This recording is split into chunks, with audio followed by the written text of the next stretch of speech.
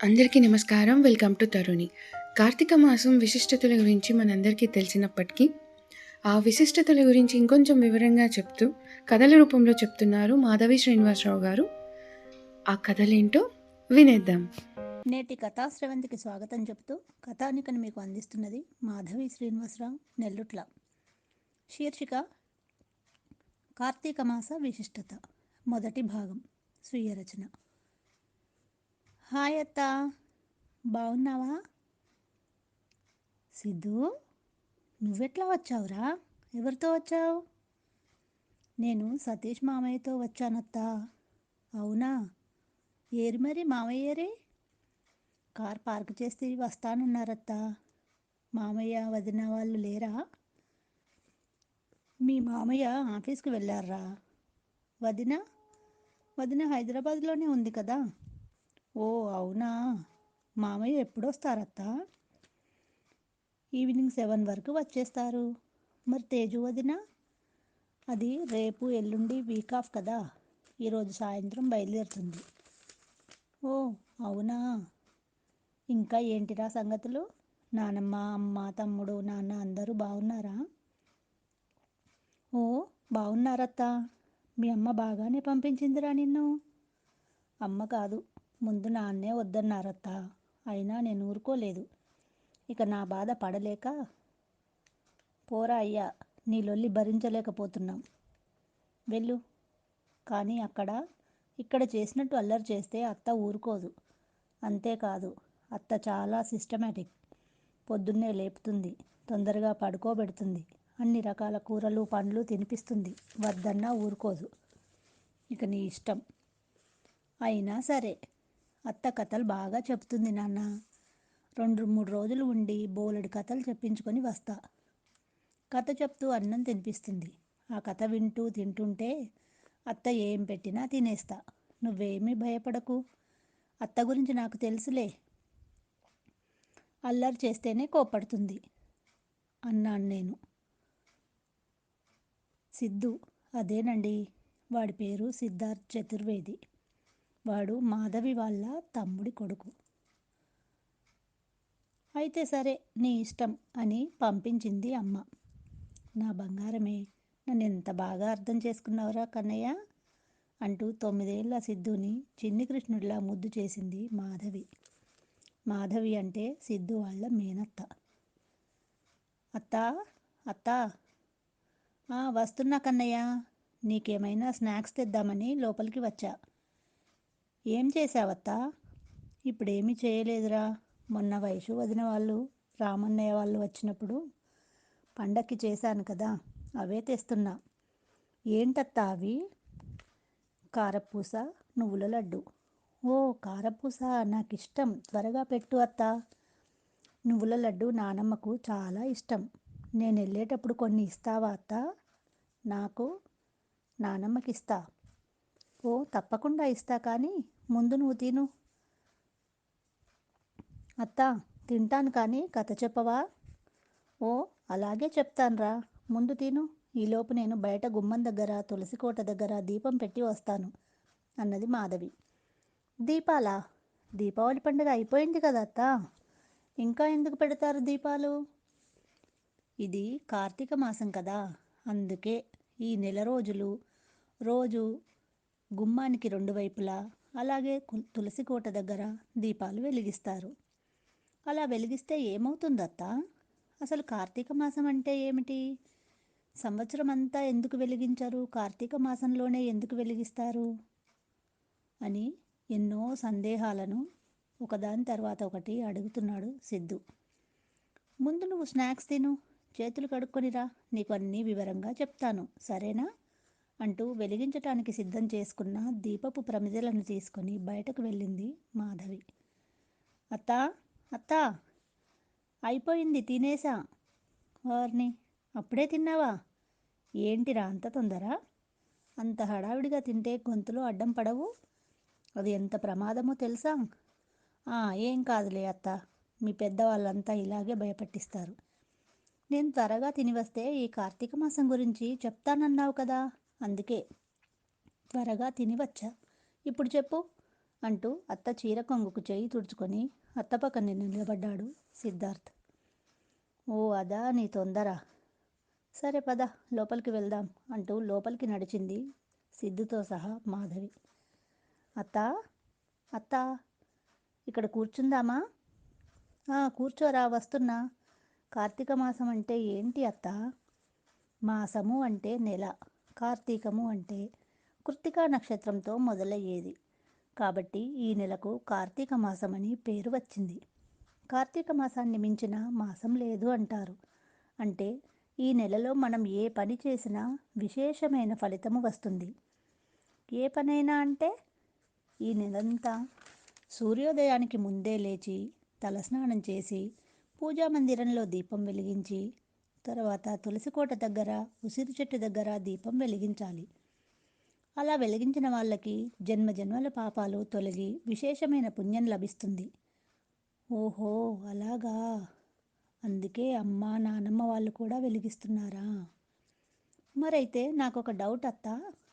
కార్తీక మాసంలో శివాలయానికి వెళ్తారు కదా, శివుడికి పూజ చేస్తారు కదా, ఉమామహేశ్వర వ్రతం కూడా చేస్తారు కదా, మరి పొద్దున్నే ఈ తులసి చెట్టు కింద ఉసిరి చెట్టు కింద దీపం ఎందుకు వెలిగించాలత్తా? చక్కటి ప్రశ్నరా. తులసి చెట్టులో దామోదరుడు ఉంటాడట, అంటే విష్ణుమూర్తి.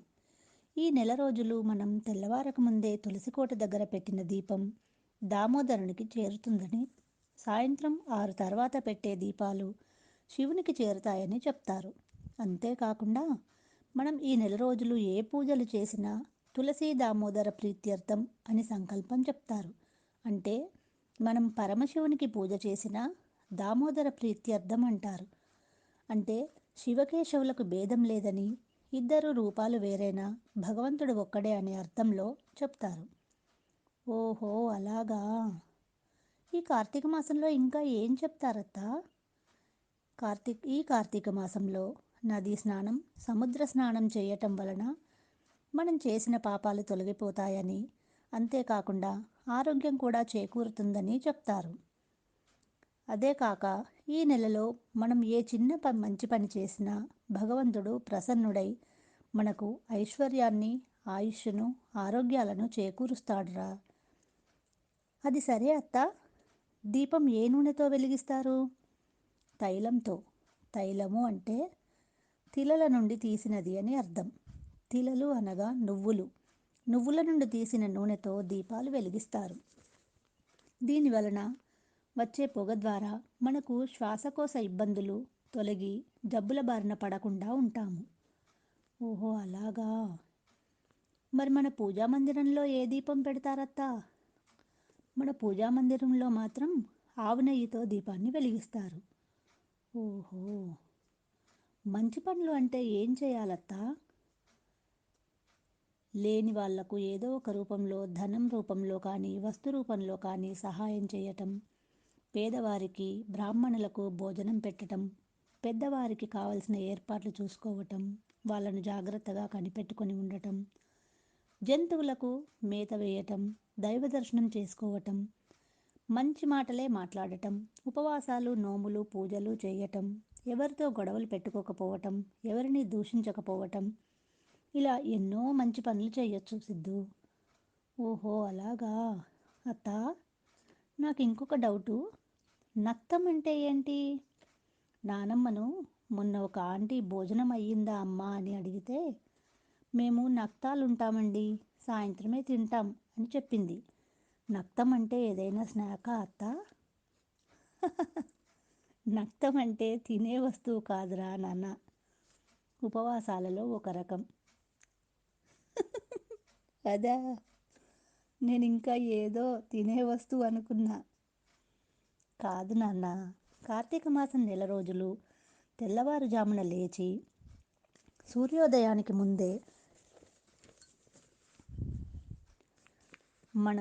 మనం నదీ స్నానం, సముద్ర స్నానం కుదరనప్పుడు మన ఇంట్లో నీటితో అయినా స్నానం చేసే ముందు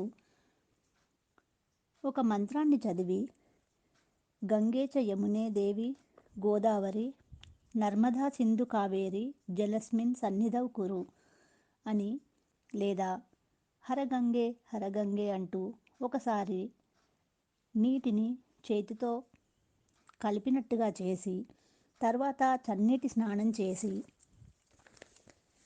దీపం వెలిగించాలి. తులసి చెట్టు కింద కానీ, ఉసిరి చెట్టు కింద కానీ, మారేడు చెట్టు కింద కానీ దీపాలు వెలిగించి ఆ రోజంతా సాయంత్రం వరకు తినకుండా, కనీసం మంచినీళ్ళైనా త్రాగకుండా ఉపవాసం చేసి సాయంత్రం స్నానం పూజ చేసుకొని చంద్రదర్శనం తర్వాత భోజనం చేస్తారు. అది నక్తం అంటే. మరి ఉపవాసం అంటే ఏంటత్తా? ఉపవాసము అంటే ఉప అంటే దగ్గరగా అని, ఆవాసము అంటే ఉండటము అని, రోజంతా ఏమీ తినకుండా భగవంతుని ధ్యానం చేసుకుంటూ మానసికంగా భగవంతునికి దగ్గరగా ఉంటూ చేసేదే ఉపవాసము అని చెప్తారు. ఈ నెలలో సూర్యుడు తులారాశిలో సంచరిస్తాడని, కనుక ఈ నెలలో చేసే పూజలు అంత విశేష ఫలితాన్ని ఇస్తాయని కూడా చెప్తారు. ఓ అలాగా, సరే కానీ దీనికి సంబంధించిన ఏదైనా కథ చెప్తావా అత్త? ఓ తప్పకుండా సిద్ధు. కార్తీక పురాణంలోని ఒక కథ చెప్తాను విను. ఈ నెలలో ఈ కార్తీక పురాణం విన్నా చదివినా, ఎవరికైనా చదివి వినిపించినా ఎంతో పుణ్యం లభిస్తుంది. కాబట్టి ఇప్పుడు నేను కార్తీక పురాణంలోని కథను నీకు వినిపించటం ద్వారా నాకు వినిపించ కథను నీకు వినిపించడం ద్వారా నాకు, వినటం ద్వారా నీకు కూడా బోలెడు పుణ్యం వస్తుంది. శ్రద్ధగా విను, సరేనా? కార్తీక మాసం మొదలైన రెండవ రోజును యమద్వితీయ అంటారు. దీనినే భగినీ హస్తభోజనం అని కూడా అంటారు. ఈరోజు ఇది అక్కా చెల్లెళ్ళ ఇంటికి అన్నాదమ్ములు వెళ్ళి భోజనం చేసి వారికి ఉన్నంతలో వారి అక్కా చెల్లెళ్లకు పసుపు కుంకాలు ఇచ్చి వారి చేత అక్షంతలు వేయించుకొని వారికంటే చిన్నవారిని వారు దీవించి వారికంటే పెద్దవారి చేత దీవెనలు తీసుకొని వస్తారు. దీనివలన తోబుట్టువుల మధ్య మంచి సంబంధ బాంధవ్యాలు నెలకొంటాయని చెప్తారు. దీని గురించి ఒక చిన్న కథ చెప్తాను విను. యమధర్మరాజు సోదరి యమి, ఆమెనే యమున అని కూడా అంటారు. ఆమె తన అన్న అయిన యమధర్మరాజును ఎన్నోసార్లు తన ఇంటికి భోజనానికి రమ్మని పిలుస్తుంది. కానీ జనుల యొక్క పాపపుణ్యాలను లెక్కిస్తూ వారికి శిక్షలు వేసే పనిలో తీరిక లేకుండా ఉన్న యమధర్మరాజు ఎప్పుడు కూడా చెల్లెలి ఇంటికి భోజనానికి వెళ్ళడు. అప్పుడు ఆమె చాలా బాధపడుతుంది. ఆమె బాధ చూడలేని యమధర్మరాజు ఈ కార్తీక మాసంలోని రెండవ రోజైన ద్వితీయ రోజు ఆమె ఇంటికి భోజనానికి వెళ్తాడు. అన్న రాకతో ఆనందాశ్చర్యాలకు లోనైన యమి అన్నను సాదరంగా ఆహ్వానించి సకల మర్యాదలతో పంచభక్ష పరమన్నాలతో భోజనం పెడుతుంది. చెల్లెలి ఇంట్లో తృప్తిగా భోజనం చేసిన యమధర్మరాజు చెల్లెలు సంతోషాన్ని చూసి నీకేం కావాలో కోరుకోమనగా చెల్లెలు యమి అమితానందంతో అన్నయ్య నాకేమీ వద్దు, కానీ సంవత్సరానికి ఒక రోజైనా ఇలా వచ్చి తృప్తిగా భోజనం చేసి మనస్ఫూర్తిగా ఆశీర్వదించి వెళ్ళమని చెప్తుంది. అంతేకాకుండా నువ్వు నా ఇంటికి వచ్చిన ఈ రోజును సమస్త ప్రజలంతా పర్వదినంగా జరుపుకునేటట్లు చేయమని కోరుతుంది. నాలాగా బాధపడే ఎందరో స్త్రీలకు ఇది ఒక వేడుకగా జరగాలని, ఈరోజు వారు కూడా వారి తోబుట్టువులతో సంతోషంగా గడపాలని కోరుతుంది. యమధర్మరాజు సోదరి అయిన యమి కోరికను మన్నించి ఆ రోజును యమద్వితీయగా అక్కా చెల్లెళ్ళు అన్నాదమ్ములకు భోజనం పెడతారు కనుక దీనిని భగినీ హస్తభోజనం అనే పేరుతో పిలుచుకుంటారని, తద్వారా సోదర సోదరీమణులంతా ఆనందంగా ఉంటారని చెప్తాడు.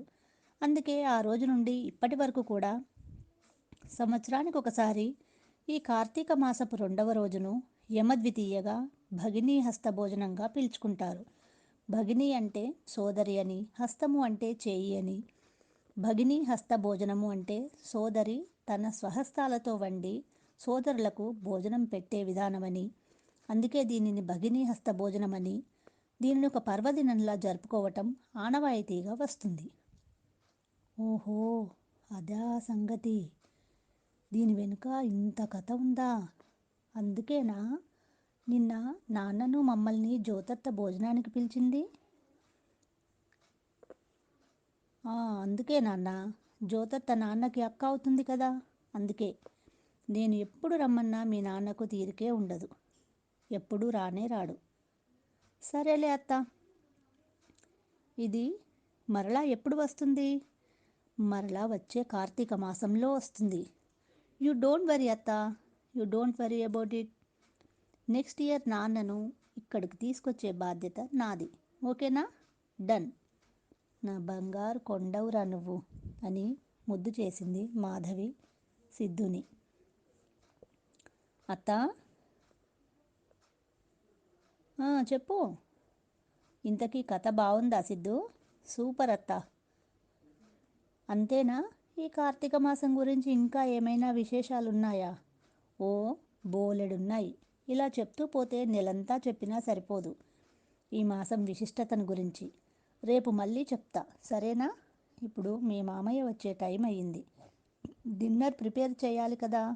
పద అంటూ లేచింది మాధవి. మరిన్ని విశేషాలతో మరలా వారం కలుద్దాం. అంతవరకు సెలవు. నమస్కారం. ధన్యవాదములు. వీడియో నచ్చినట్టయితే తప్పకుండా లైక్, షేర్ అండ్ సబ్స్క్రైబ్ చేయండి. Thanks for watching.